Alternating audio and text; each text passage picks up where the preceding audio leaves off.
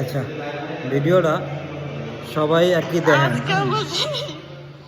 আমরা শেষ একদম আজকে করতে সবাই মিল্লারের শুনতে গিয়ে একটু মজা মজা করতে লেট হয়ে গেছে পরে সদীপে ও আমার ফ্রেন্ড ওকে কি আপনি যদি এখন আমি কিভাবে তোকে বাসাম কামাশে একসাথে এই ধরনের কাজ যারা করে এগো আমি পাইলে জোতা ফিটা করতাম।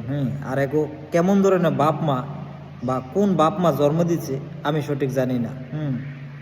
আমি সঠিক জানি না, আমার জানার মতন মানে বাসাও নাই, বা আমার ফ্যামিলি তো মনে হয়, আমি আশা করি কেউ জানে না।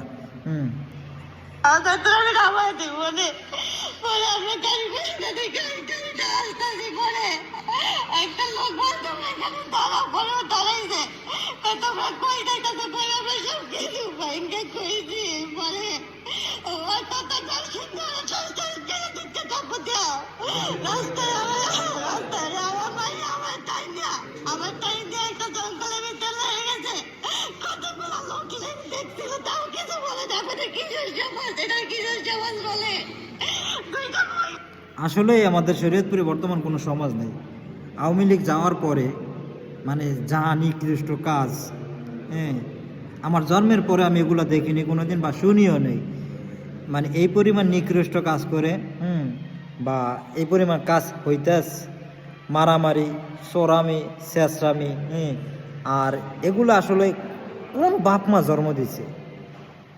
আমি ওই বাপ মারে কুলাঙ্গার কই।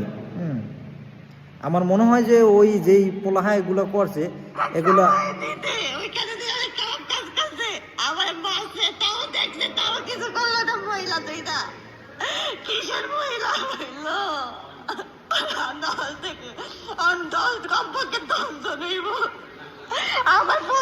একটা মেয়েরে 10 জন মানুষ কিভাবে দর্শন করে? আর এটি কোন বাপ মা জন্ম দিছে? কেমন কুলাঙ্গার বাপ মা জন্ম দিছে? আমার বাসা নাই। যদি কেউ জানা থাকে তাহলে আমরা একটু সবাই বললেন।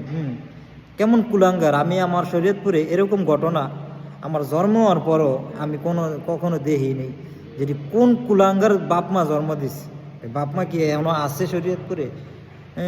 এটির কি ফাঁসির আনা যায় না, আওতার মাধ্যমে আনা যায় না?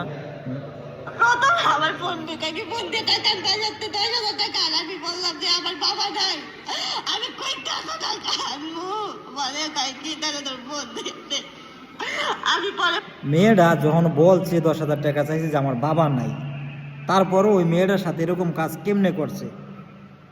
আমি আশা করি শরীয়তপুর খুব দ্রুতে আওতায় আনা হোক। আর এই মেয়ের আশেপাশে যেই সমাজে মুরব্বি আছে, দয়া করে সবাই আর কি বিষয়টা একটু মাথায় নিয়ে দেখবেন। এই জায়গায় কেউ ঘুষ খায় আবার সব কিছু ভুলে যায় না, কারণ বাংলাদেশ তো বর্তমান ঘুষের দেশ।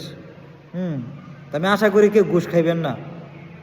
একটা মেয়ে বলছে যে আমার বাবা নাই, তারপরও এইরকম কাজ কোন মাদার চুতে করছে? মানে ওর মারে আমার আর কি কিছু কইতে মন চায়। মানে খুব খারাপ একটা বাসা ছিল ওর মারে নিয়া, কিন্তু বললাম না। এটা কোনো দেশের ঘটনা না, কোনো কিছু আমি এটা কোনো ভাবলাম না। এর কোন কুলাঙ্গারের বাচ্চায় করছে? আমি যদি পাইতাম ওরা আমি জুতাপিটা করতাম। ওরা আশেপাশে যারাই আছেন দয়া করে সবাই ভিডিওটা সবাই শেয়ার করবেন, আর দয়া করে যে ফাঁসির আওতায় আনা যায় এরকম একটা ব্যবস্থা করবেন। খোদা হাফেজ।